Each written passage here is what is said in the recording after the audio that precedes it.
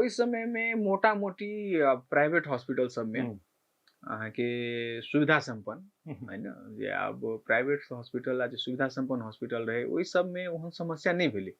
हाँ, हमरा सबके किछ मात्रा में हम नहीं कहलहुँ आब भेटे नहीं रहल छै, अहाँके मास्क भेटिए नहीं रहल, तैयो हमरा सबके अखनो याद ये आब जे अहाँके नर्सिंग स्टाफ जेतै, जे डॉक्टर जेतै, ओकरा लेल अहाँके पीपीई भेटऽ पड़लै है ना।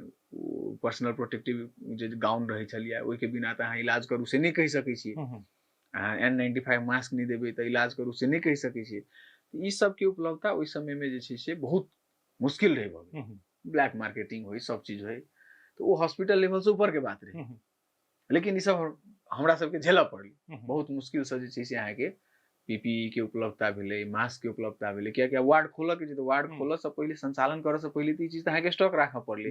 एक बेर में 5टा नर्स जेतै एकटा शिफ्ट में, है ना, ओ फेर जे छै से बेसी से बेसी 8 घंटा या 12 घंटा ड्यूटी करतै, फिर दोसर तऽ अहाँके डेली जे छै से सब चीज प्लानिंग कऽ के राखऽ पड़लै। तऽ ई सब चीज के शॉर्टेज रहे, मेन शॉर्टेज।